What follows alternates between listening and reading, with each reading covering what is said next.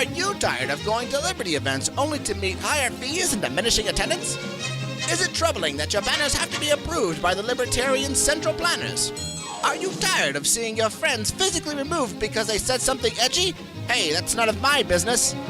Then you should check out the Jackalope Freedom Festival non-event at Baca Meadows in the cooler part of northern Arizona. Meet Liberty activists, listen to talks, have a beer with Hoppy, score some free Freedom Feens merchandise, camp under the stars, and fight the state with delicious Navajo tacos. And the best part is that there's no fees or libertarian general scrutinizers. Check out JackalopefreedomFestival.com for more information and directions. Runs from August 1st through 8th. That's JackalopefreedomFestival.com. What, was that racist? No. I think there's more than one show that's like that. I don't see color, Chandler, so, okay. yeah, well, whatever. kind of racist. Dave's triggered. It is slavery, it's just a different name. A lot of people don't realize what it is, and when we bring these ideas to light and make people realize, that this government force is the problem. And to me, it's like I say, imagine you're an abolitionist in the 19th century, and these slave masters are giving you the same exact argument. Who's going to pick the cotton? Hey, Seeds of Liberty. Read the show's description, please. Fervently complete the course, report him to the infantry. Finish him, deconstruct the fallacy. Seasonal production means it seems to spawn a tragedy. Peep the action, please. A fraction of the allegory. Corollary cadences complaining on a sadder story. Menial, recently reading into the thesis here. Mirroring the people who completely fail to see it though. Seeing is believing, yes, the reason is appealing most. Reading enemies is just enables you to see it too. Menial, recently reading into the thesis here. Mirroring the people. Hello, everybody, and welcome to the Seeds of Liberty podcast. This is episode 69. As always, the Seeds of Liberty podcast is covered by the BIPCOT no government license. Are we going to score? This allows reuse by anyone except for governments and the agents thereof. You can find out more information about this at bipcot.org. So, we are here this week again without Danilo. He can't figure things out. I love the guy dearly, but, I had to call him out on the Feens the other night because of his commentary about not really caring so much about having good audio quality. And now we are sending him off to get more equipment, so hopefully he'll return next week. We'll see. He's in the doghouse with me right now. He's just doing everything wrong. So in his stead, I just decided to start raiding the Feen stable. And we have with us Lisa DeLascio and Chandler St. Pierre. How you guys doing? Yo. Good. All right. So we, I think that, and of course Dave. Dave's still here. Hi, Dave. Yeah, I'm here. Hi. All right, so I'm still over here. Okay. Still saying crazy things. Yes, I know you are, Dave.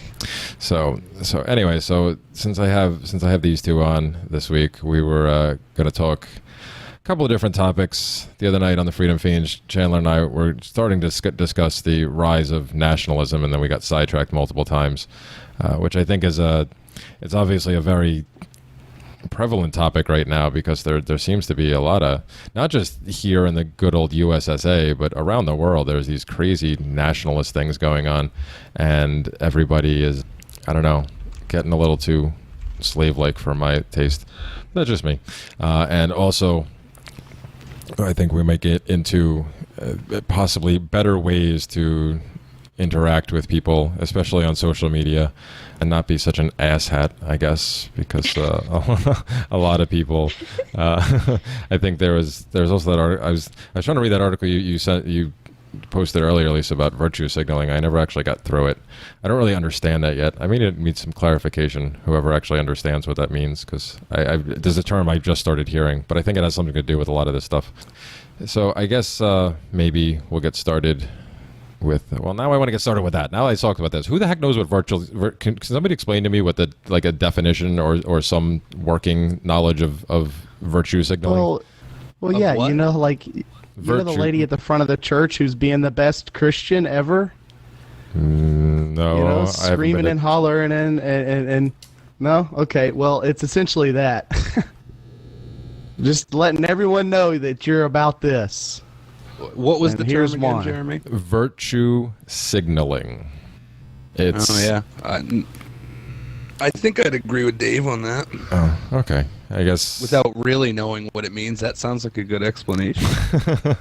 Well, Lisa, you put that article. You shared that article earlier today, didn't you? Wasn't maybe you know more? Well, I'll read a definition for you because it's something that I just started hearing about too, and I actually think it was Jared that I first started hearing it from, and I'm like, what is this? That I should probably know about. This definition says it's the expression or promotion of viewpoints that are especially valued within a social group, especially when it's done primarily to enhance the social standing of the speaker. For example, expressing a hatred of the conservative newspaper Daily Mail might be an example of virtue signaling among the British left.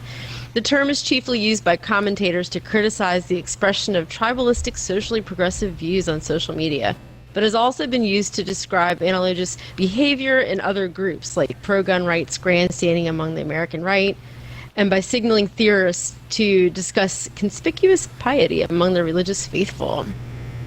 So So it's trying to fit in with the crowd, right? yeah, that's To continually prove worth to the crowd that you want to be in, essentially. Yeah. yes, I Okay. think Yeah. that's a good way All to right. describe it. So that I'm makes so glad I don't have that problem. well because I'm probably in that bucket with you there, Coon Cat.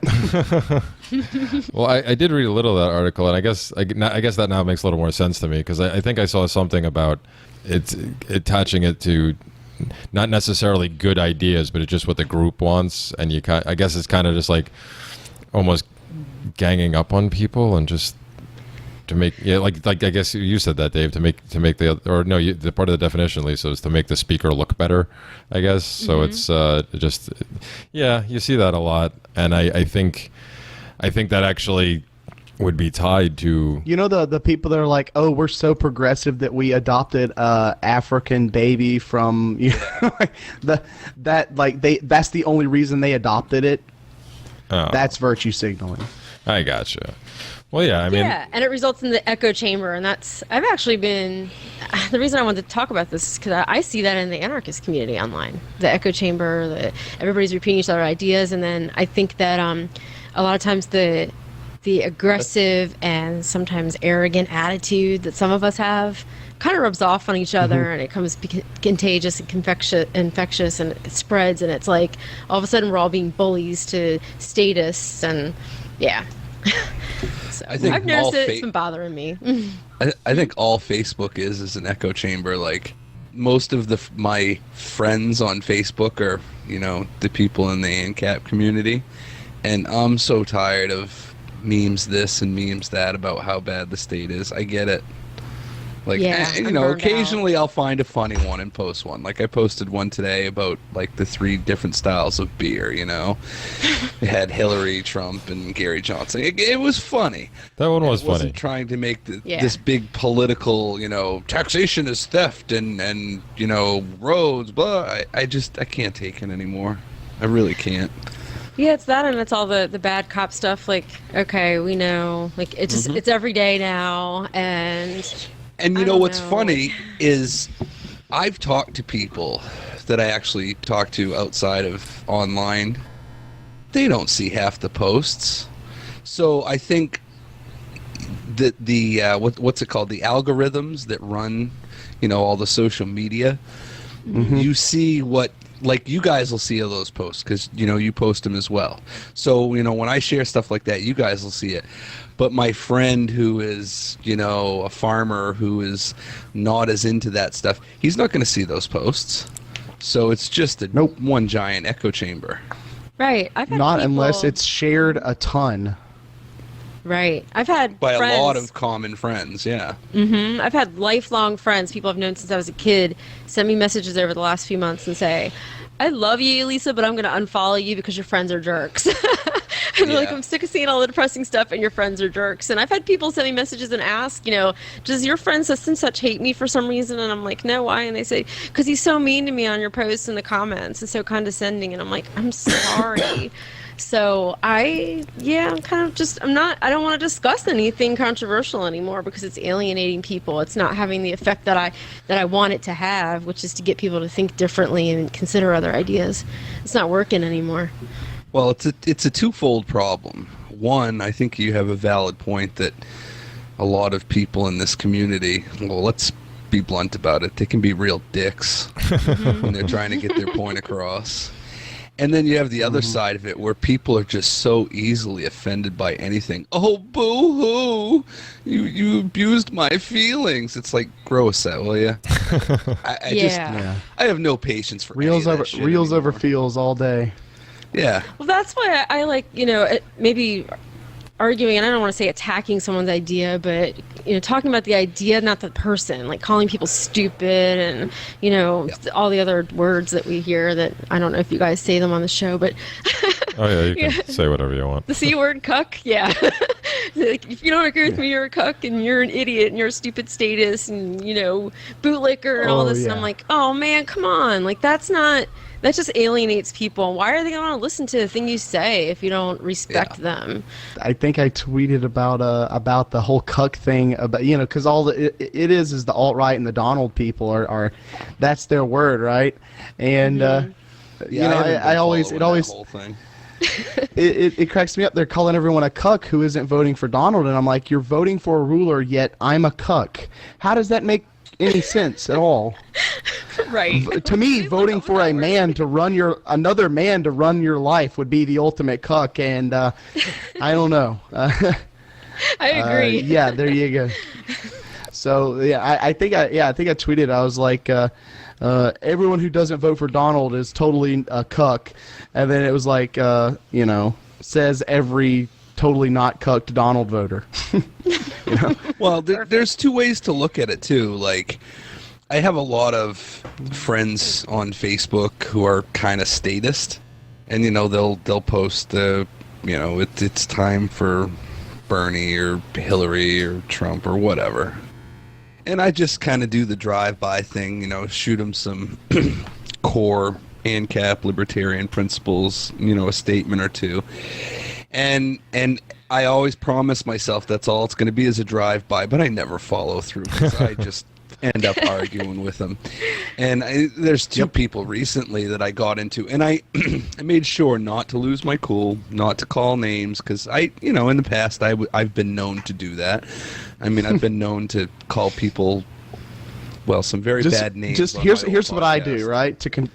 Here's what I do to control myself, Chandler. Every time I want to call someone, just a fucking asshole or something, or just an idiot, I just call them a silly goose. And I literally type out silly goose, and I say, you're just being such a silly goose right now. And I think that's better than getting all mad and angry and letting them know that they've at least got to you.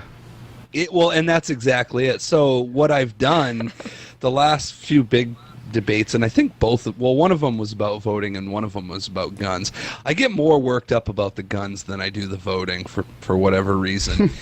And obviously, why would you bother? Because people that have that opinion, that's like a statist trying to change my opinion. It ain't gonna happen. So why would you bother? And when people are that deeply invested in those ideas and those systems, you wouldn't bother. So I just changed the topic. Like, one of the guys had a really cool, straight out of Compton, modified GIF for his profile, and I was like, oh, I love that profile pic. Did you make that? And then the rest of the thread was us talking about Photoshop and GIMP and, how to do the layers and stuff. And hey, maybe in the future he won't think I'm such a tyrannical asshole libertarian guy, and he might actually listen to me. I don't know. Maybe not. It doesn't matter, because the end of the conversation was kind of cool. So that's what I try to go for now, because what's the point in arguing with people? Either they get it or they don't. Well, right. Sure. I mean, I guess it's funny. I mean, listening to you guys, describe a lot of this stuff. I mean, I've been guilty of it too, but I also I attribute this, and I've said this a bunch of times, I attributed a lot of it to the angry anarchist phase that a lot of people seem to go through early on. I went through it hardcore for the first year or so. I was very militant about my ideas, and I wanted to impress them upon everybody at every opportunity, and I didn't really take no for an answer.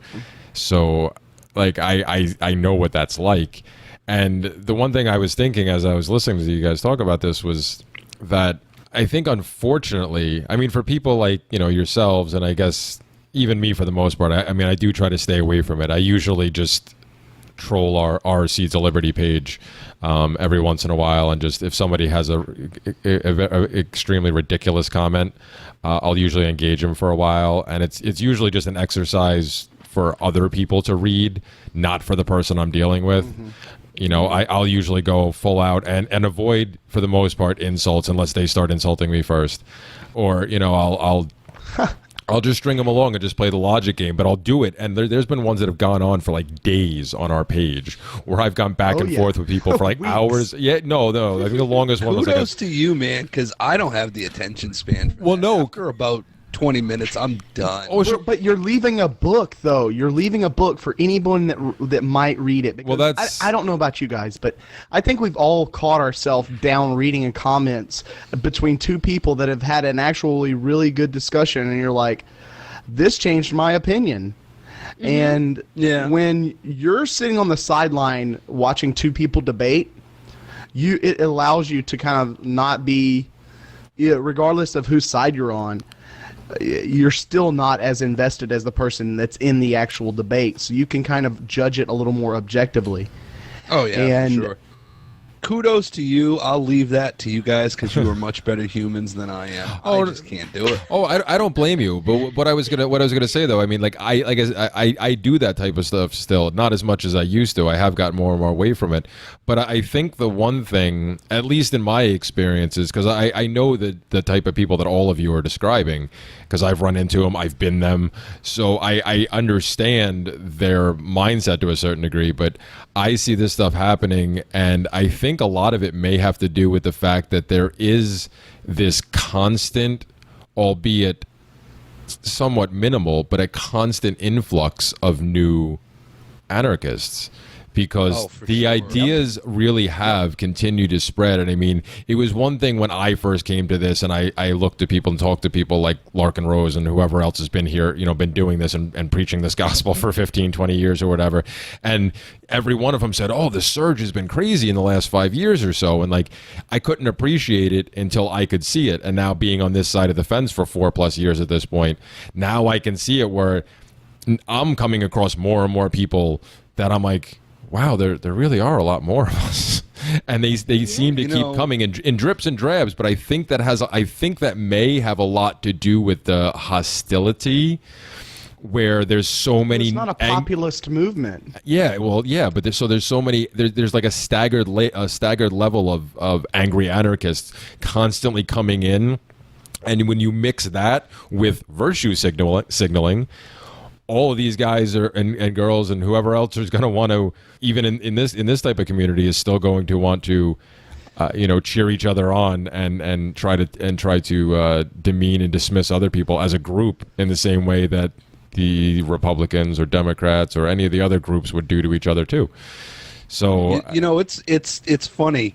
You talked about going through that angry, hardcore stage when you first became an anarchist. I never had that. I went through the angry, I'm a minarchist, I'm a constitutionalist, I'm a small government guy. That's when I was like really militant, handing around constitutions and declarations of independence and open carrying at public events. And, that's when I was really militant about that stuff. And once I became an anarchist, I was just like, whatever. I mean, if you want to be, a happy little statist, then go ahead. I feel bad for you. I wish you thought like I did, but I don't really care enough anymore. So I kind of skipped that whole thing. I guess I was lucky. I didn't have that phase either, but I don't think it's in my nature really too. I've gotten frustrated with people though before, and usually it's if they come at me and say that I'm a dreamer and what I perceive as kind of personal attacks because I'm not stupid, and I don't like when people insult my intelligence, and that gets to me, and like, oh, you're a dreamer and this is just stupid and you need to get back to your fantasy. Like that condescending tone doesn't sit well with me, and that sometimes will cause me to react, but I don't call them names or anything. I'll just say, really, so, how's the state working for you right now? Because what do you guys think is the easier category of, I hate to say, collective of people to deal with?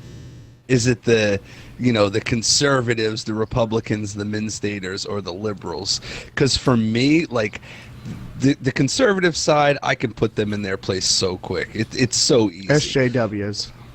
But the liberals, man, especially the intellectuals, like that guy I got into the gun debate with, like, I'll grant him that he was really smart. He could quote a lot of statistics and, use a lot of psychology. What do they call it? Counter psychology. I don't know, man. He just took a long time to say nothing. Like, his posts were like paragraphs upon paragraphs, and mine were just like, a couple sentences. Yeah. But he had this air of superiority, like, I am an intellectual, and you're just one of those dumb rednecks who doesn't like to follow rules, and you want a utopia. Really good article that you've got to remind me to find for you in case you encounter that kind of person again, and it's designed for that. And I can't remember I think I heard this guy on the Tom Woods show, but I can't remember. And he's with not the NRA, but the other gun organization that's supposed to be the one that's not compromising. Gun Owners of America. Maybe it's that one. Yeah, I think his name's they're Larry. really good. Yeah, he's got an article about how to talk to people like that, and it's really good. And he actually had a debate with a liberal professor who did the same thing to him, who was, trying to, use this academic tone and was condescending. And, the guy just asked him questions. Well, what do you think about this? Do you think? And I liked his approach, but I can't remember exactly what he said. It's wild. I think that's probably the best method to take, is to just keep asking questions.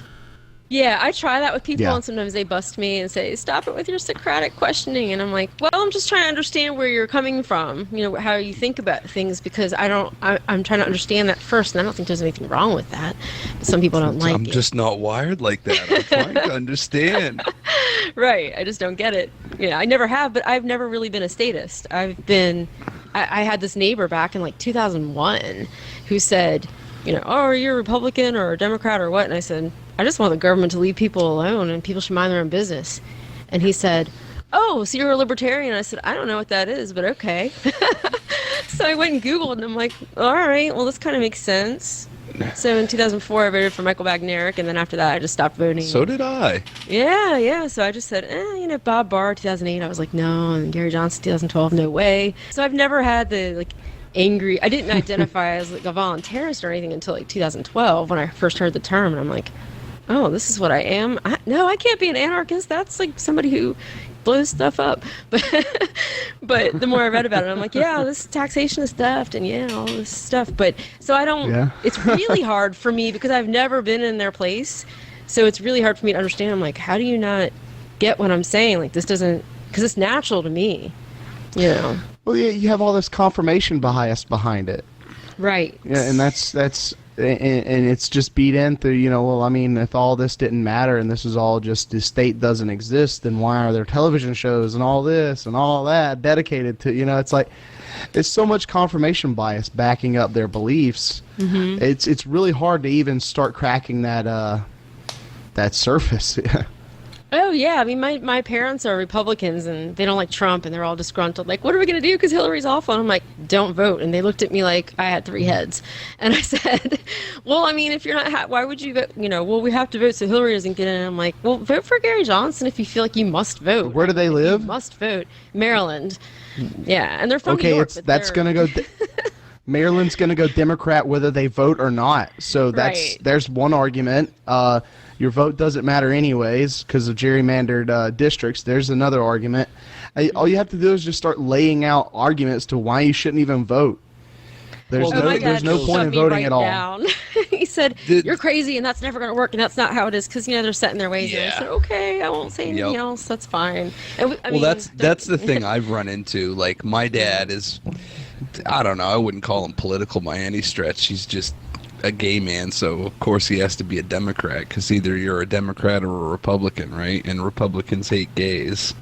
So he's a Democrat. And when I started explaining this stuff to him, he's like, well, that's a nice theory, but that'll never work in the real world. And it's like, that's the thing I hear the most. And okay, so it's going to be a hard road to get there, but we should just continue doing the same thing that doesn't work and hurts people. I mean, at what point do you say, all right, it's time to try something new? You have to at least give it a try. Even if you fail, right? I mean, at least you've tried something new. I came across, I was listening to the Corbett Report this morning, and I came across an episode called Solutions Agorism, and he talked about the writings of Samuel Konkin, who I wasn't familiar with. I guess I must be behind the curve. He's the one who pretty much coined the term agorism, didn't he? Yeah, he did.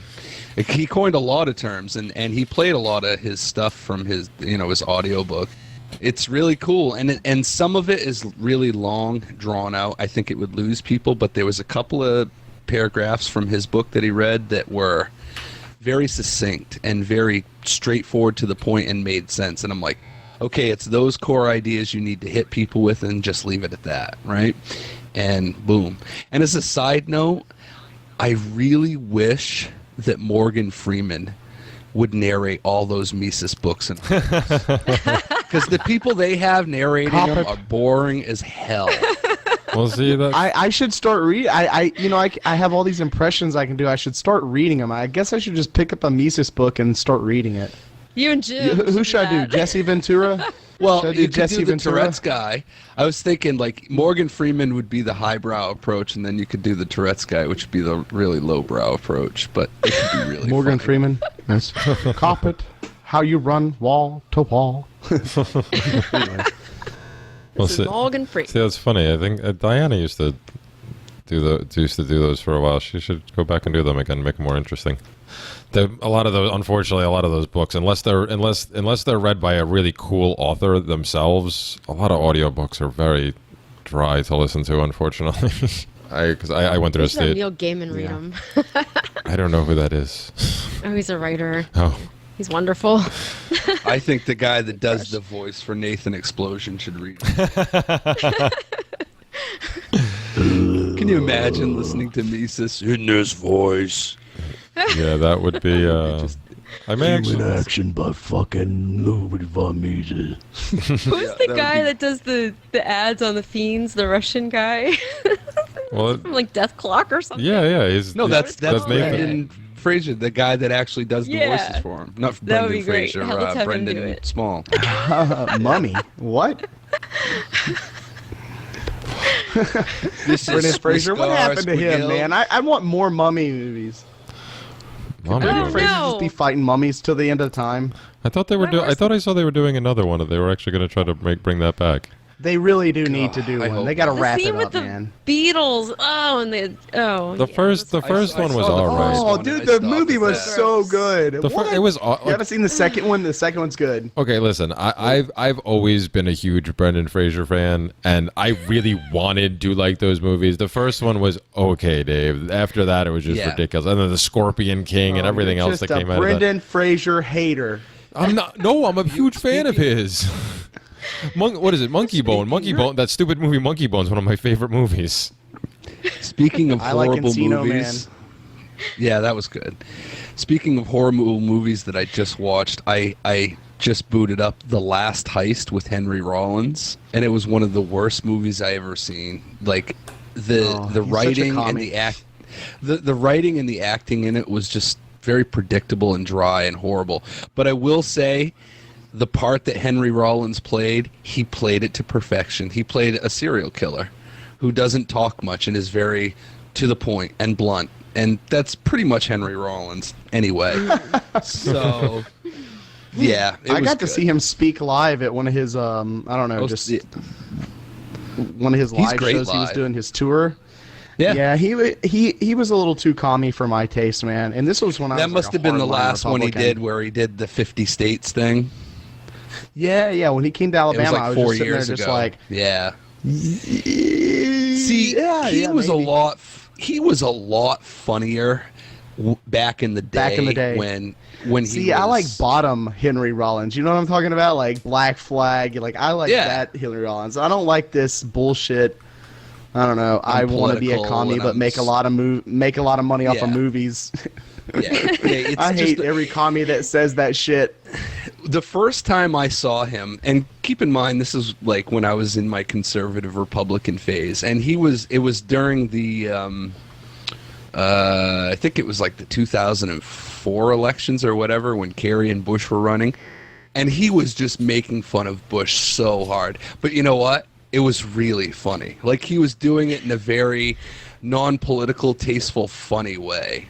So whatever. But his older stuff, like, he has this one skit. I think it's off the album Human Butt, and it's called "Donate Your Bodies to Science, You Fools," and it's about this bum he used to hang out with when he's a teenager. It's the greatest skit ever.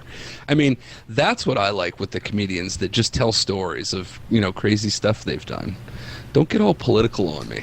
Yeah. Well. Yeah, I only want to see political comedians when I want to see political comedians. Like, I don't like the ones that interject that shit in nilly-willy. Well, that happens all over Hollywood and the music industry. I mean, I just saw it's funny. You're talking about stuff like that. I just happened to catch a clip of. Who is it? It was Dan Aykroyd, who I hadn't heard anything from in like years, and he was on some show. They were interviewing and talking because I guess what's the from the Ghostbusters movie, Leslie Jones, I think her name is, apparently got into a Twitter war with. Is she the one who got Milo booted? Yes. From Twitter, that's what that was all about. Yeah. Apparently, I don't know Milo what did a review I don't know what Milo on said. Ghostbusters. Oh, okay, that's what it was. And she got mad and went into like a tirade and basically called him a racist, I guess, and got him kicked off of Twitter temporarily. But before that happened, Dan Aykroyd came on and they were asking about, obviously just because the connection to the original Ghostbusters, and they were asking what he thought, and he was saying that everybody that was saying anything about her was like insignificant twits or whatever, and they meant nothing, so it didn't matter. But then, for absolutely no reason, he just went into a tirade against Donald Trump. So it's just like they just have to shoehorn those views. Like, it wasn't about that at all. It was totally about the Ghostbusters movie, Leslie Jones, and this interaction between her and Milo and all these other people. And for absolutely no reason, he just had to slip his views in there. It's like, you see that all the time, and it's like, why? Like, yeah. Why do you people have to do that? Why do you have to ruin the wonderfulness that is your? Because they're public figures and they have a right. No, they have an imperative to insert their political views upon everyone that may be watching. Like the client I work at, one of the houses, they have the TV on every morning, and it's one of those morning shows. I don't know, the black guy and the white girl or whatever. And what was that, racist? No. I was like, I think there's more than one show that's like. I don't see color, Chandler. So okay. Yeah, well, whatever. Kind of racist. Dave's triggered. All right. Well, anyway, I'm so goddamn triggered right now. No. All right, but yeah, man, you get these guests. They're like chefs and actors and TV stars, and they're supposed to be talking about their new project. And inevitably, especially this year because it's an election season, you get the inevitable. Well, I think it's horrible what so and so is doing, or guns. Guns is a big thing they like to bash on those shows. So I just they have all to have walk armed in the other room. bodyguards. Yeah. To protect them from the riffraff who shouldn't have guns, of course. I think the only person I'd want to hear talk about this stuff is probably Woody Harrelson. He's probably the only one. He's pretty funny. Yeah, that I would want to But I can't lie. If I got famous as all heck, if I was on Woody Harrelson's pedestal right now, I would be probably doing a lot more than he is. I'd probably be going crazy. Well, see, they'd probably shut me up quick. But if you have that level of notoriety, fame, whatever you want to call it, you can start a YouTube channel, and people are going to check it out because you're, I don't know, who's famous right now. Whoever's the flavor of the month. Whoever, I don't know, yeah. I don't know. I don't keep up with any of that shit. Me either. But, if you're the flavor of the month, start a YouTube channel. Start a webcast or whatever. People will tune in and just say, hey, look, I don't feel like talking about this shit on TV. That's to talk about my projects or whatever. But on this channel, I'm going to talk about how horrible, Hillary Clinton is, or how horrible whoever, the government, whatever. And you're going into it honestly. You're not trying to sneak that viewpoint in. And I think people will appreciate it more. Yeah, I think some would. Unfortunately, there's a lot of those people's fans who usually are just mindless drones in a lot of Screw them capacities. If they don't like it. Well, I'm not saying they're gonna like, but yeah, but why don't people do that? Because I mean, I don't know. I mean, the people who do it now do it because, well, they can take advantage of the large crowds, and they don't care about who they alienate, because they know there's more than enough of their fans that will just eat up pretty much whatever they say.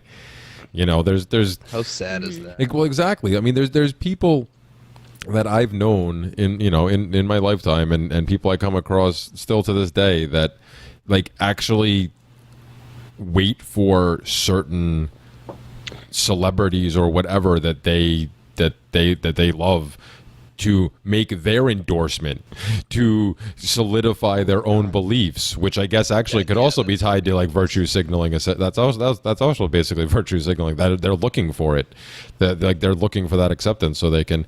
But there's a lot of people out there like that. It's because unfortunately they've got wrapped up in the bread and circuses, so that's all they have. Because a lot of people, I mean, I don't know. I really think a lot of people do recognize that there's something really, really wrong with what's going on, and it's not that it's just Obama or that it was just Bush or any of these people in particular. I really believe that a lot more people actually have, like, deep down, really know something's really messed up. No, and I disagree with you. Really? Yeah, and I'll tell you why. People will say it's the old argument. Well, we just have to vote the right people in. Basically, they'll make up all kinds of excuses. They'll say, "Well, I know all politicians are corrupt and all banksters are corrupt and evil, but we'll get it this time. We'll get our guy in." I mean, God love him. A lot of my friends supported Ron Paul in the last 2 campaigns, and they just thought if they could get him in. They don't recognize that it's the system itself, that it's the idea that we should be ruled and governed. We should abdicate that authority to other people. So yeah, maybe they know something's wrong, but they don't really get it. Oh they no, don't get it on a personal level. Oh no, they just want to put somebody else in.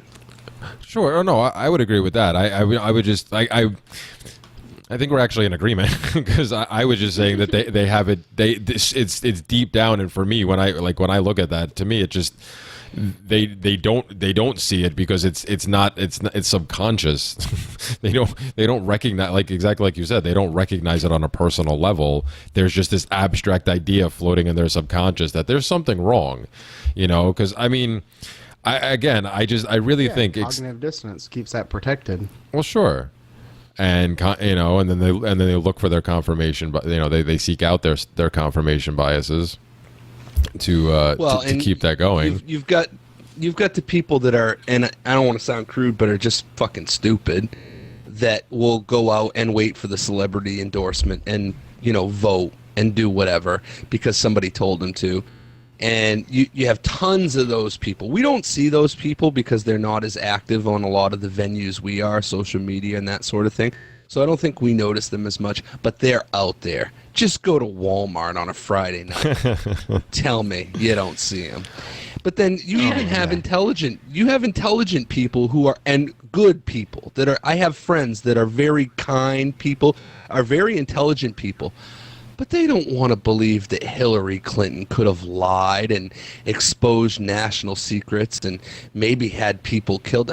They've said it. I just don't want to believe that. I don't want to believe that my country could have orchestrated something like 9/11 or, stuff that's been proven, the Gulf of Tonkin incident, all that stuff.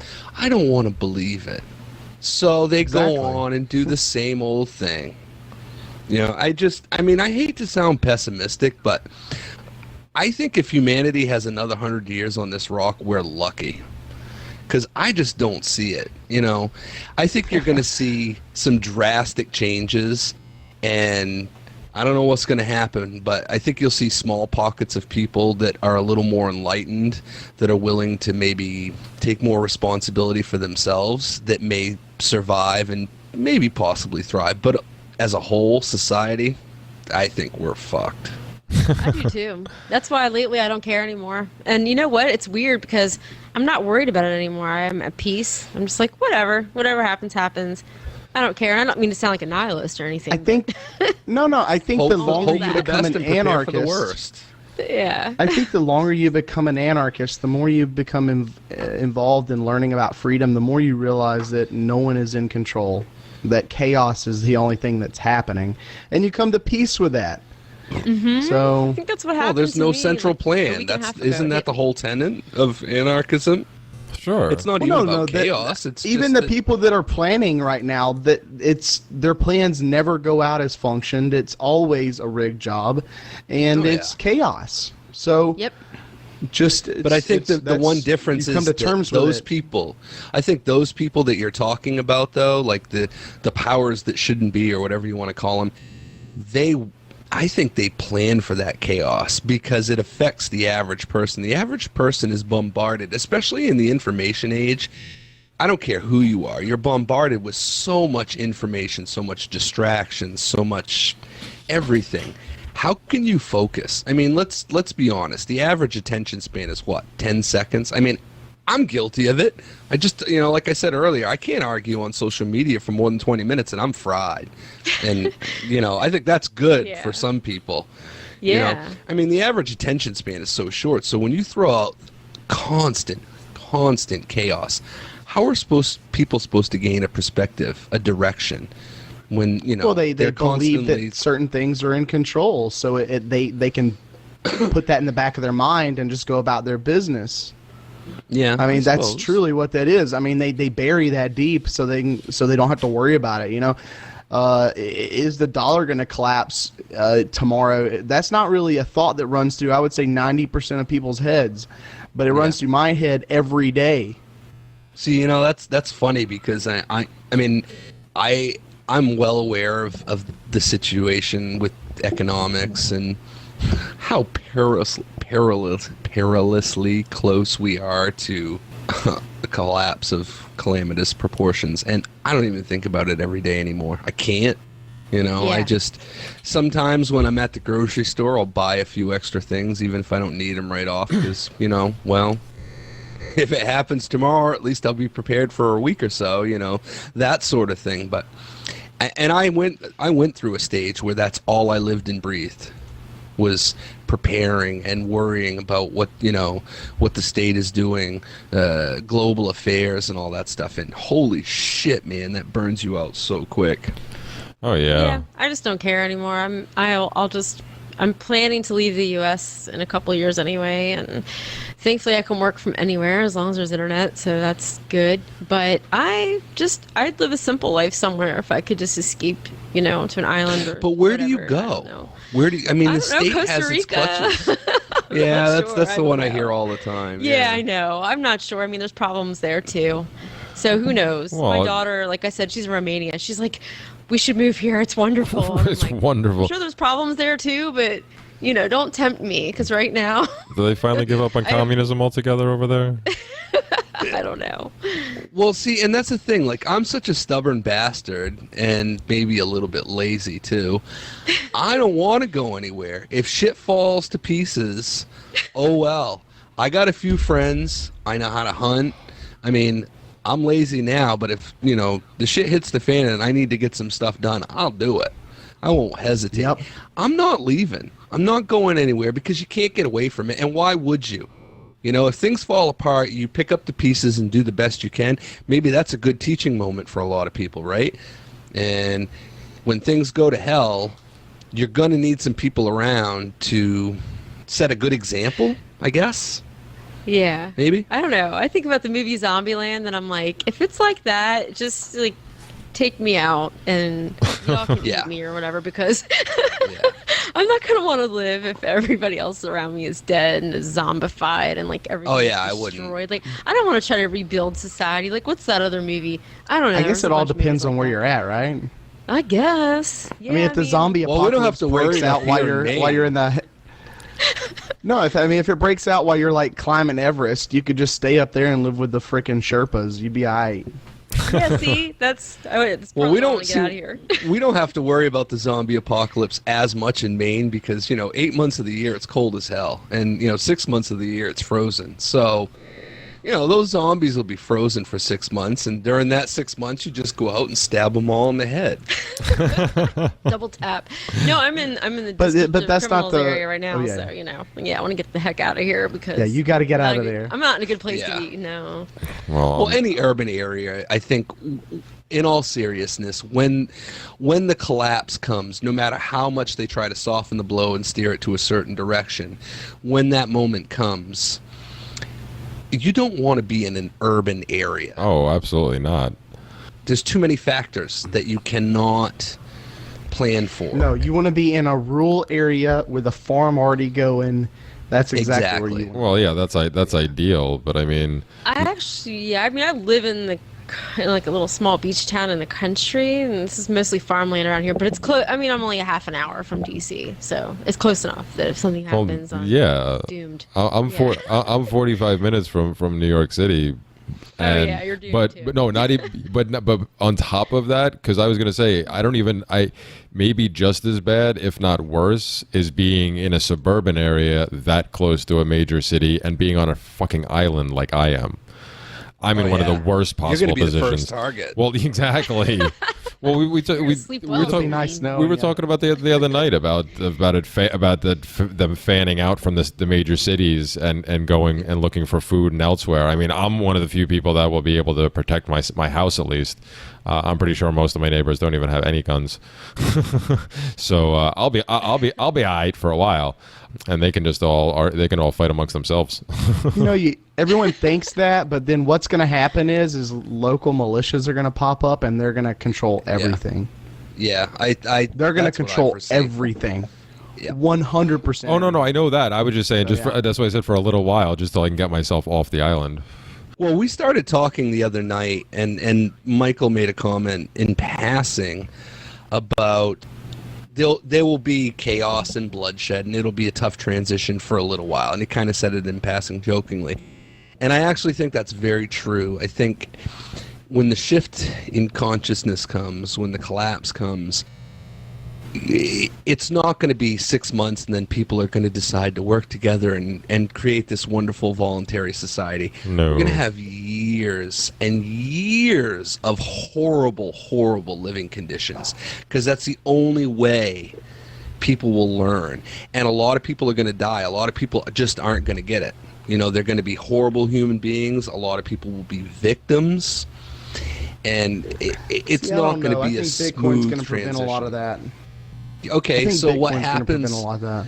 What happens when a lot of the centralized, and I know there are decentralized networks, but what happens when a lot of the infrastructure goes down, when the internet is not as readily available? I mean, yeah, you can do mesh networks and all that stuff.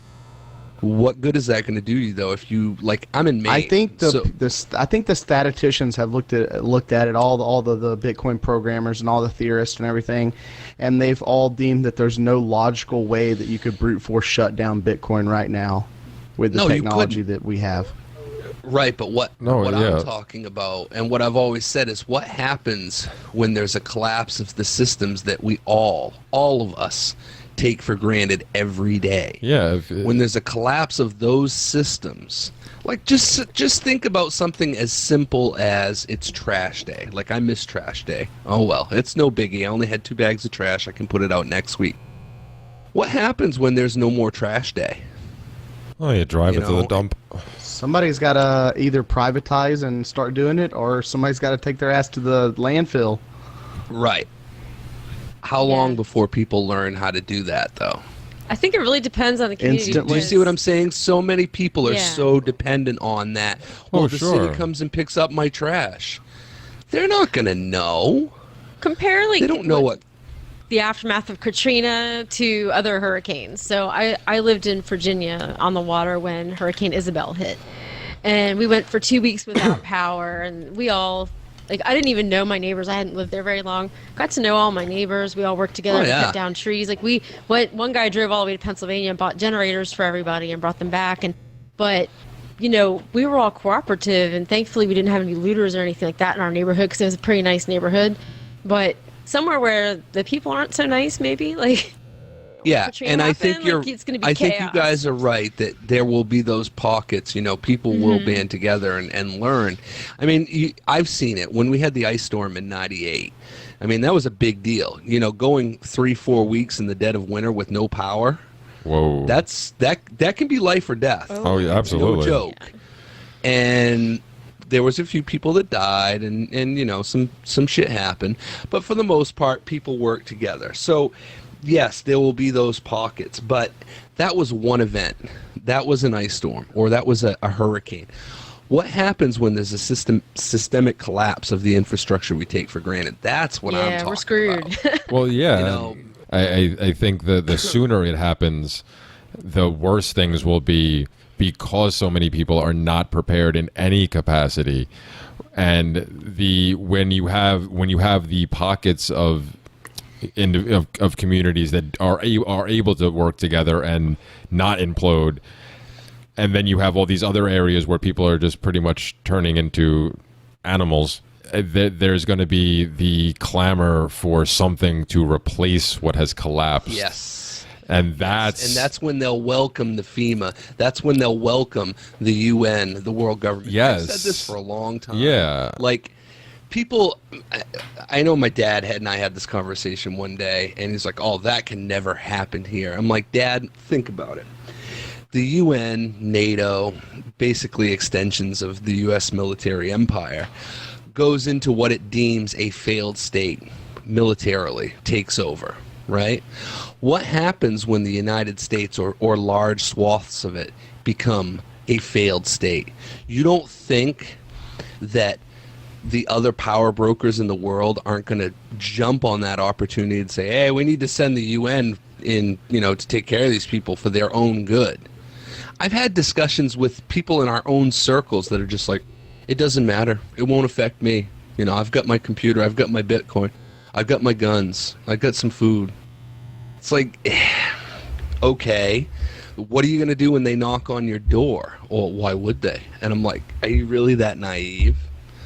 You know, people are going to be clamoring for it. They're going to be like, save us. So the people that decide to band together and do their own thing, guess what happens? We become the bad guys. Exactly. We don't want to submit to the new system. Yeah, and again, that's why the the whole and the push the button scenario, or the collapse happening sooner rather than later, has always scared me more than anything. Ever since I started to realize all this, and I was like, oh, which is another reason, you know, going back to what we were talking about earlier, why I still continue to try to engage as many people as I can, you know, beyond just doing podcasts and radio shows, like, because I really, really want to reach people. But you know what I think? Oh, I was going to say, you know what I think is even more important than that? Like, it would be really nice if more people understood the core principles of what we consider libertarianism. But what, to me, has become more important is I want to have a network of people. I want to have friends that know how to cut meat, know how to garden a hell of a lot better than I do, know how to do MacGyver shit with toothpicks and elastics and copper wire. I want to get a group of people, a group of friends together that have all these skills. And you know what? When the time comes, yeah, we'll be a collective. We'll be a voluntary collective, but we'll all have skills. It doesn't matter if they believe in the non-aggression. Well, I guess that does kind of matter. But it doesn't matter if they think, you know, we shouldn't have government or we should. Because when it comes down to it, it's going to be about surviving and thriving and what skills you have and how you can apply them, how you can exchange your services. And that's what I think is the most important thing now. Sure. And that's funny. I try to do that too, actually, where I've been trying to build my own little network of people like that. And because I have some skills, but there's people I've met that have a lot more, and they're willing to share them with me. And what you were saying about the voluntary collective too, like that's actually been tossed around by some people that I've been talking to for a while about essentially just getting out even before the collapse and trying to start basically what essentially would be to start a voluntary commune, collective, whatever. But it would be people that we'd all trust. You know, we trusted each other, and we all had specific skills that we could bring and do certain things. So, like exactly what you were talking about, to survive and thrive. So yeah, man, I'm totally on board with that. Yeah, my best friend is a now we prepper. need to get the rest of the world on She's board. always like, we got to do this. She runs the site, The Organic Prepper, and she's an expert. You know, she's written books, and she's always telling me, you got to do this. And I work for preppers, and they've sent me food and things before and told me, like, you need to do this and that. Make sure you're prepared. So I have tons of food here, but I don't have enough water, and they always lecture me about that. But we've talked about, you know, all of us getting some land somewhere and doing what you're talking about, like kind of forming our own community where we all have skills that are valuable and I'll tell you, collaborate. I'm wanting That to buy up type- the whole city. yeah, wouldn't that be awesome?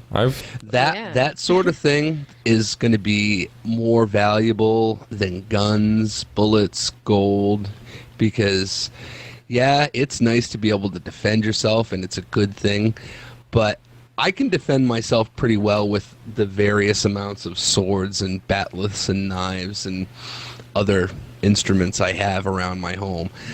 But I can't eat all that shit. I can't eat my bullets. So it would be nice to have some extra food, or to have friends that know some really, really good gardening tips, like how to garden in the winter in cold climates. I mean, that's worth a hell of a lot more than a 9mm. But there's a lot of people that don't see that, unfortunately. Oh, I got my guns, they're never taking them. Well, that's fine. Great. I've got mine too, but there's a little bit more to it than that. You know, you only got one piece of the puzzle there, bub.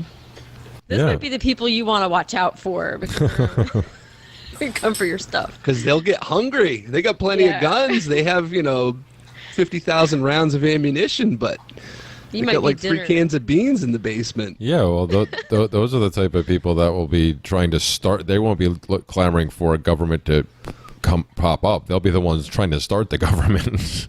Yeah, the ones with the guns who run out of stuff first. Oh yeah. Even the ones who may have had good intentions at the beginning or whatever. They're just because they didn't plan. Yeah, they did. Yeah, exactly. You don't plan well enough. Which is why, again, I'm trying to learn all these skills now and trying to connect with people. And see here, look, the four of us, we're all agreeing that this is all basically a good idea. And Dave, you mentioned a city. I've actually tried to look into that. Like, you see other stories every once in a while, like those ghost towns that basically pop up every once in a while that just have been abandoned, and somehow they're for sale through the state or whatever. There's islands for sale all over the place. There's an island off the coast of Maine that's nothing spectacular, but it's a couple $1,000,000 for an island. Like, if you had enough people, you'd want to make sure you didn't have too many so that it wasn't sustainable, but you had like 50 or 60 people come up with the capital to buy that, and you could start some shit, man. Well, yeah, but again, though, the island idea, while it sounds great, someone who lives on an island, not a good idea, especially if you're going to be trying to separate yourself from an existing government or run away from people who are going to try to start building one. You're in a bad strategical position. Man, there's a lot of strategical benefit to an island. Yeah, I mean, I guess you could leave, but you could also get trapped pretty easily. You know? You could. So, I don't know. I just don't think that. I think we might go through some kind of federal change here. I don't know, here in the United States, but I don't know. I don't see all the doomsday stuff happening. I just really don't. There's too many people making money at the top for them to have this collapse. Yeah. Well, no, they'll try to hold it off as long as they can. I don't doubt that, but I think it's inevitable that it will happen. I don't think you can avoid that. They can only string this out for so long. Well, cultures are always going to be changing through human history. So, well, yeah, but culture has nothing to do with the government this. always follows. Well, government always follows culture, right? No, I don't think so. It always follows the.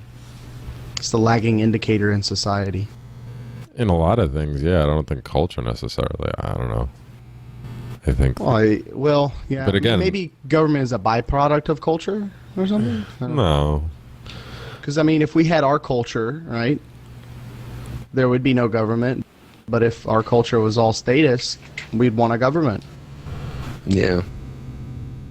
Yeah, I guess. I just, like I said, I don't think, I agree that the people at the top aren't going to want to let go, but I don't think I don't think they can avoid it. I don't see it lasting another 20, 30 years tops, really, and that's pushing it. That's being conservative.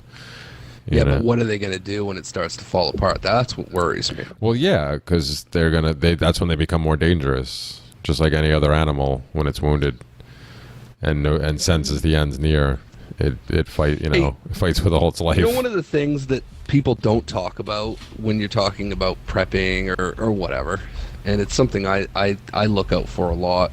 I like to go to used bookstores and old bookstores. There's a couple around here.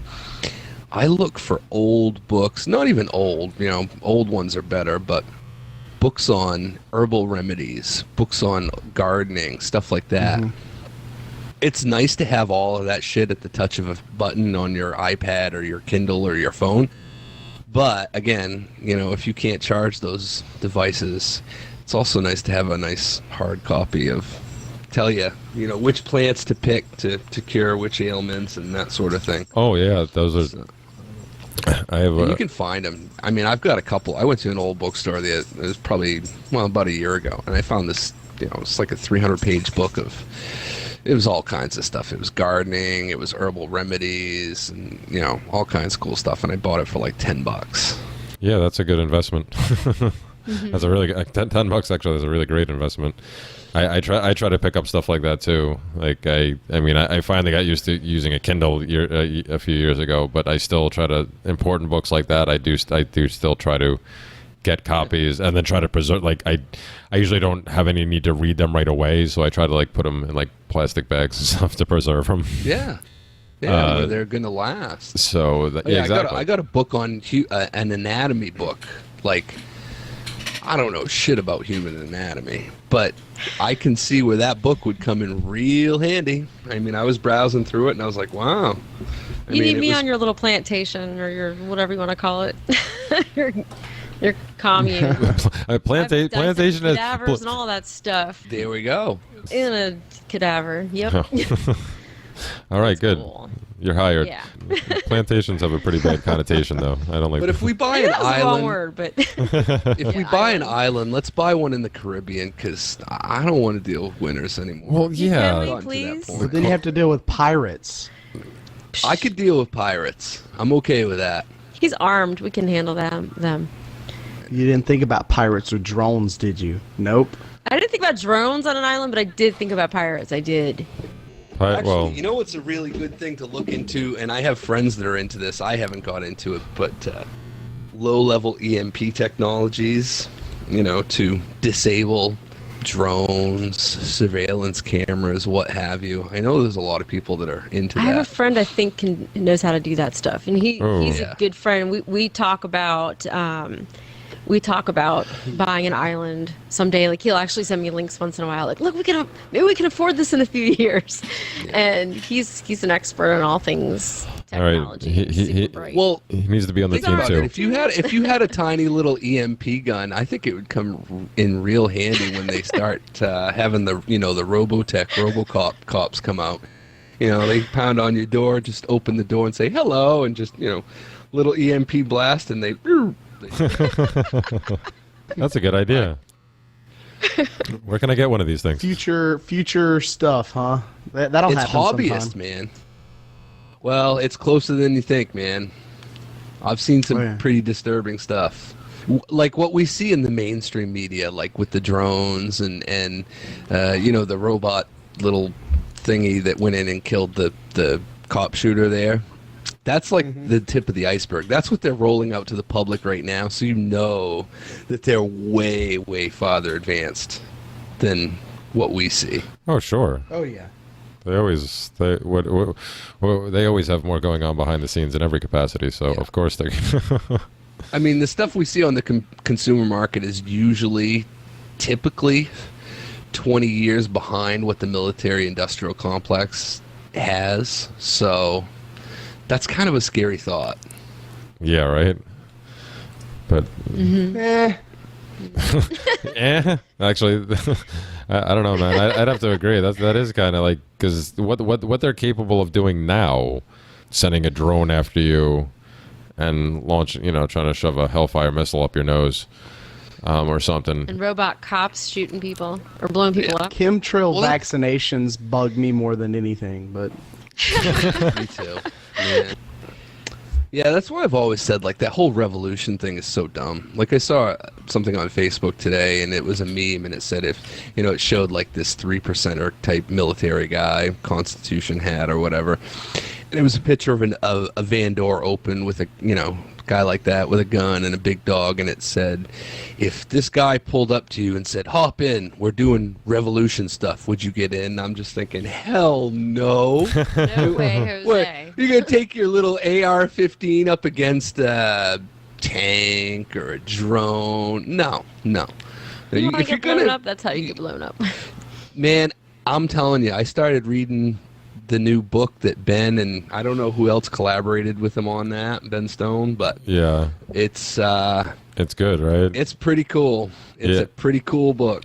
Yeah, I started reading it too. I gotta get back into it. I got distracted for a few days, but Yeah, me too. I've been waiting for this because he knows. I tell him, I tweet it all the time because the start of that, his series on the essay he wrote originally that he turned into the series Beyond Civil Disobedience.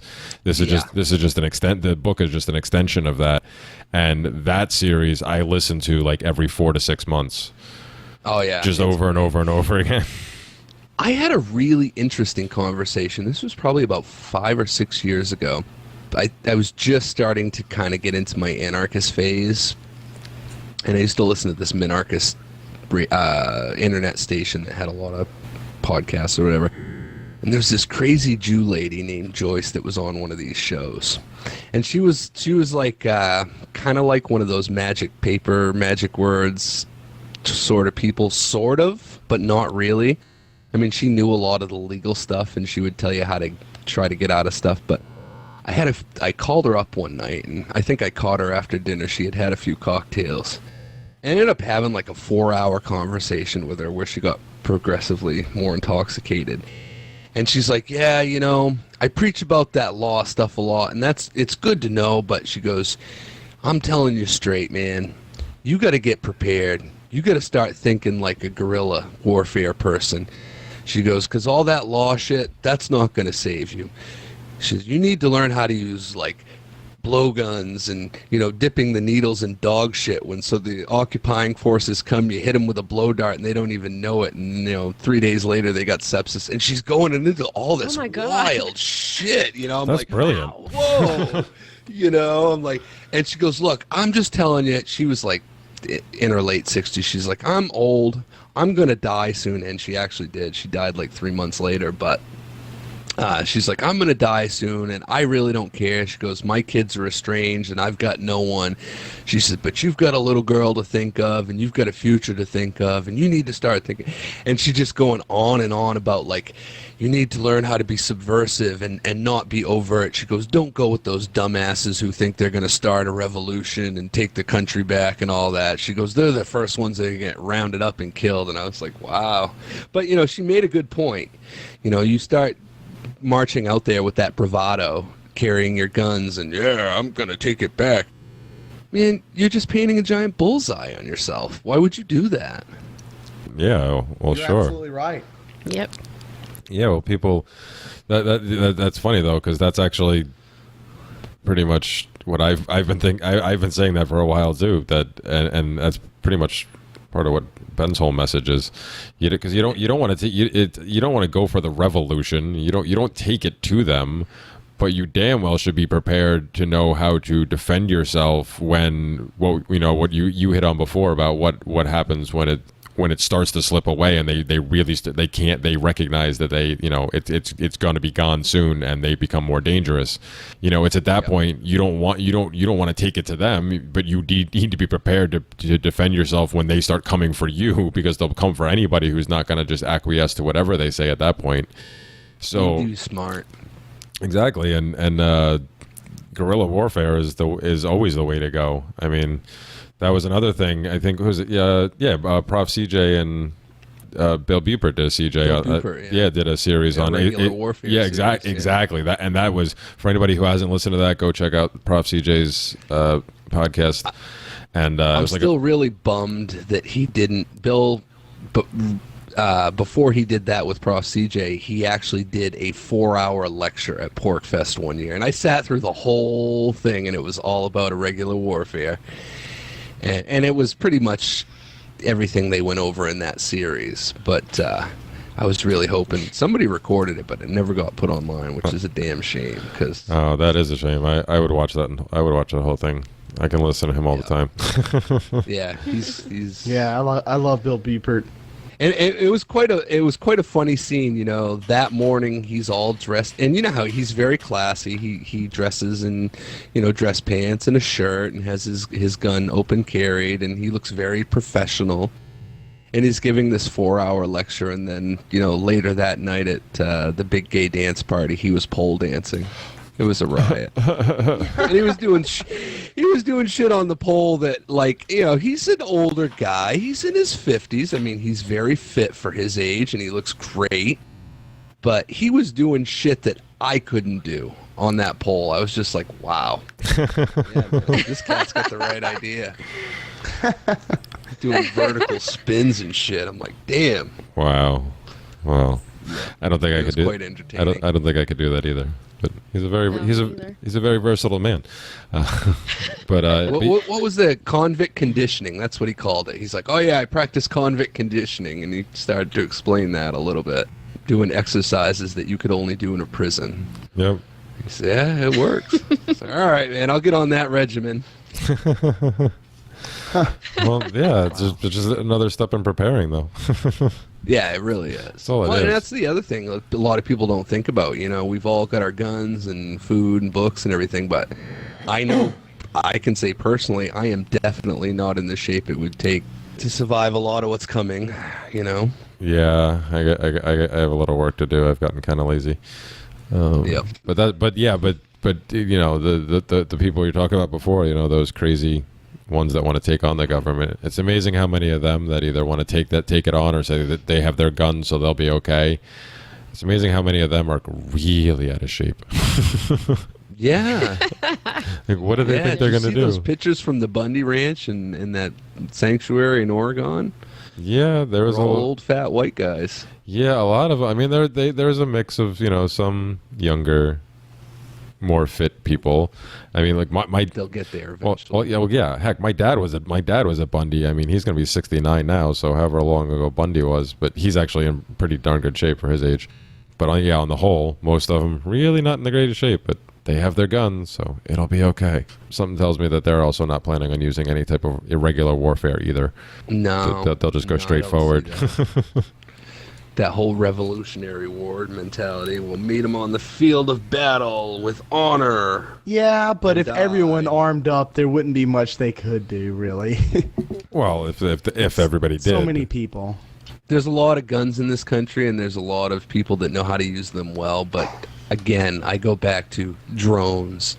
When you can get a Hellfire missile shot into your house from 30,000 feet and you don't even know it's coming, how good are your guns going to be? I mean, if your whole right. neighborhood.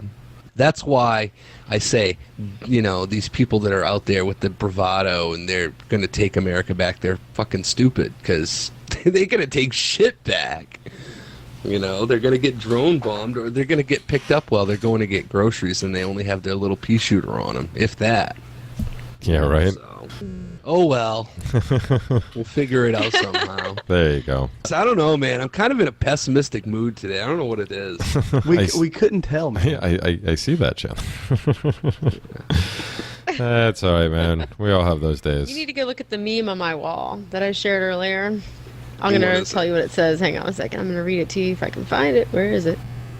Apocalyptimist. Someone who knows it's all going to shit but still thinks it might be okay. That is totally me. I'm going to tag you.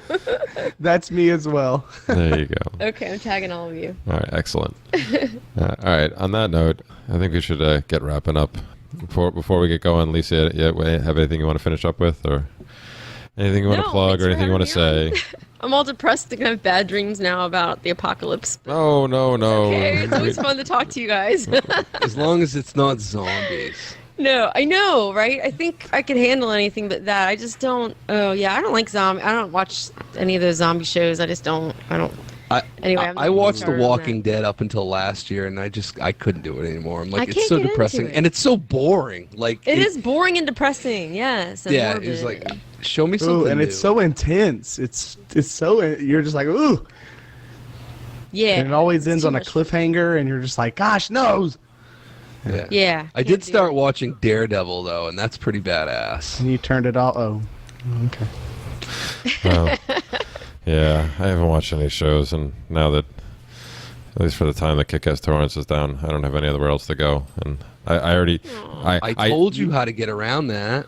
Yeah, I know, and I You will... catch up on all those books. Cody. you've been Download putting off. I will... TV telly. I will do that. I'm going to have to do that now, because... And now with the new release, you don't even have to configure it. You just download it, install it, and boom, All right. you're golden. Excellent. Well, that's going to be my next And move, then. you liked Magnolia Electric Company. Huh? Yeah, dude. Yeah, that. Well, like I said, I listened to that whole that one album. The Pathos Transport Show. Whatever that show was from Sweden, from whatever there was like an hour and 20 minutes, hour 13 minutes, somewhere around there. And yeah, man, totally got into that. And Just the tip of the iceberg, man. They're great. I shared it. I shared it with a couple of friends of mine, and one of my other friends jumped on it right away too, because like me, he's a huge Dave Matthews fan and stuff. So kind of fits our mood. He did an album with a guy named Will Johnson. You might like him too. I didn't get into him as much. He's really good, but they did an album called Johnson and Molina, which is really hard to find. And Will Johnson does a lot of solo stuff. You might dig that too. All right, I'll have to check that out. All right, Dave, you have anything else before we get going? No, I just wanted to give a shout out to our new Patreon subscriber. Gave $5 a month. That's really awesome. And just a big shout out to everybody else that's helping us on Patreon pay for our hosting. Is and there stuff. a name? Is there a name for the? I didn't have it immediately. I can look at it for a second. Oh, Dave, you're giving him a shout out. I just redid my computer, my browser, and everything. I didn't have it on. All right. Well, you'll have to give it to me. We'll put it in the show notes. You give these announcements. Yeah, I give a shout out. I'm not going to tell you who you are, but you know who you are. It's fine. I'll have it in a second. It's fine, Dave. All right. So this has been the Seeds of Liberty podcast. All our information can be found at theseedsofliberty.com. And to make Danilo happy, again, who should hopefully be back next week, all our donation links can be found there too. I usually don't care about that stuff. Just like, share, and comment on our stuff, and that makes me happy enough. So, all right, guys, this has been a great conversation. Really appreciate both of you coming thanks on. for having me on. Yeah, man. Thanks. Well, we've gone all. Thanks for coming on, Lisa and Chandler. Thank you for the invite. No, this was great. And Anytime. We've gone all Fiend phone now, so it's only people that have Fiend phone that I want to talk to. So it makes it easier when I can just pull people that I work with regularly. Say, hey guys, you want to come over here? So yeah, it works out. But all right, so again, this has been the Seeds of Liberty podcast, and we will catch you next time. Peace. Later. Peace. Adios.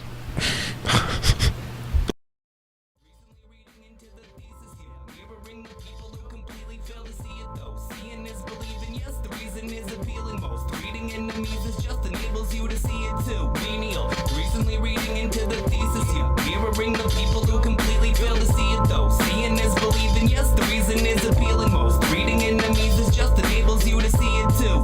Now that you put it that way, I have the answer to that question. It's projection.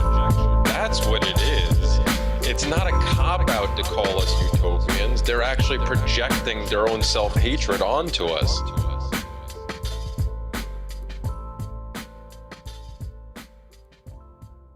Are you sick of government lackeys who say you didn't build that? Are you tired of elitists who think you need a government permission slip for everything? Everything you do is an A to B conversation, and the government should see their way out of it. Create true free markets by adopting the BIPCOT no government license. The BIPCOT NoGov license allows use or modification of any product, service, or software except by governments or government agents. Go to bipcot.org. That's Bravo, India, Papa, Charlie, Oscar, Tango.org.